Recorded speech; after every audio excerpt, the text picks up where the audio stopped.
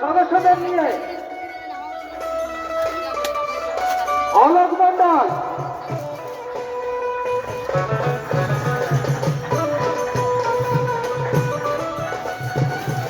শোভা তুমি শুরু করে দাও। তোমার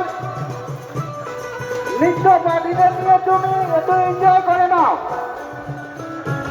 সকল সদস্যদের বলছি তোমরা সবাই গেছে হরিবাসনে একটু এনজয় করে নাও।